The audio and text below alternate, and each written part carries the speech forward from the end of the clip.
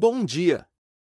Seja bem-vindo a mais uma edição do Pão Nosso de Cada Dia 2025, um quadro do canal A Palavra Responde. As reflexões deste ano continuam sendo baseadas na Maratona Bíblica 2025 da CCDP, intitulada The Way. Estamos lendo o Novo Testamento e Salmos, extraindo da leitura 360 palavras-chave para a nossa vida. São palavras que influenciarão nossa vida espiritual, emocional, familiar, profissional e muito mais. Participe conosco das reflexões trazidas diariamente pelo pastor Sinésio Santos.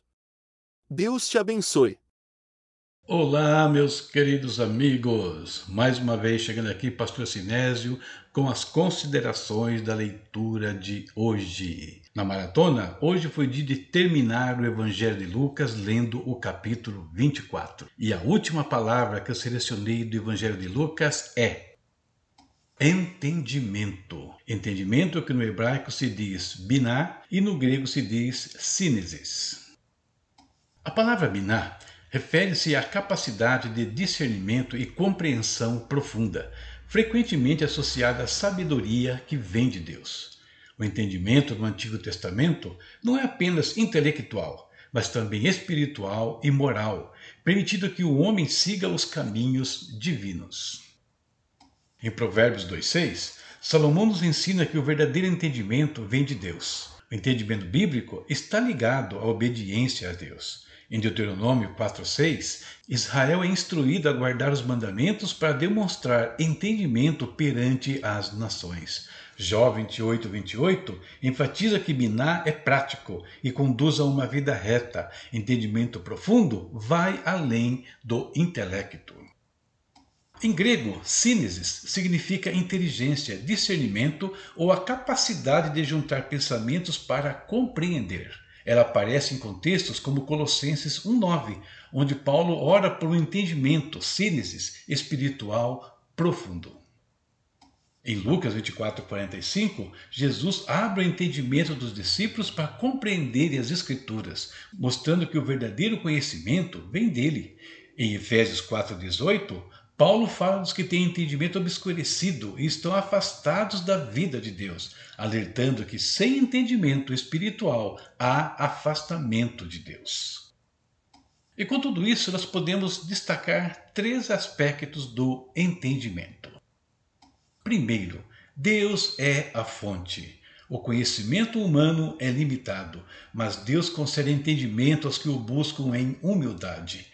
Enquanto os homens, discípulos, vacilaram diante das circunstâncias, as mulheres, abertas ao Senhor e às suas palavras, foram visitadas por anjos, foram as primeiras a vê-lo e anunciar a sua ressurreição. Segundo, progressividade. Os discípulos passam por um processo de compreensão gradual. Primeiro eles ouvem as escrituras explicadas por Jesus, Lucas 24,27, e depois o reconhecem a partir do pão, Lucas 24,1. Essa característica do entendimento é comum ao longo das escrituras. As revelações de Deus são sempre progressivas. Às vezes, essa progressão é atrapalhada pela incredulidade. Finalmente, relacional. Lucas 24 destaca que o entendimento não é apenas uma questão de conhecimento, mas de relação com Cristo, que revela o significado profundo das Escrituras e da ressurreição. Os 2 discípulos saem de Jerusalém desanimados, mas no caminho são tocados por Cristo e o seu entendimento se abre. Eles voltam com uma nova visão acerca dos fatos.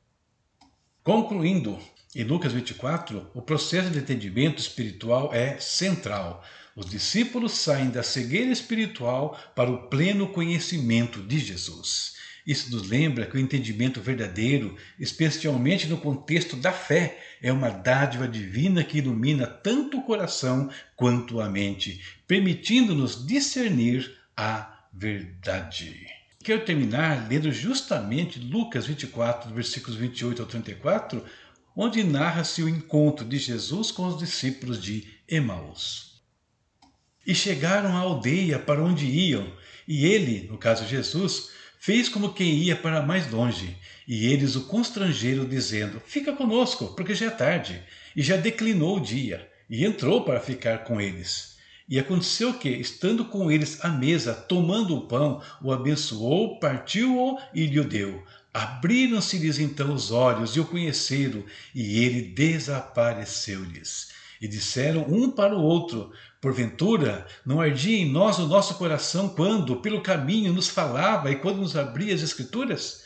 E na mesma hora, levantando-se, voltaram para Jerusalém e acharam congregados os 11 e os que estavam com eles, os quais diziam: ressuscitou verdadeiramente o Senhor e já apareceu a Simão. É isso. Por hoje, amanhã começamos o quarto e último evangelho, Evangelho de João, capítulo 1, está aí na sua tela.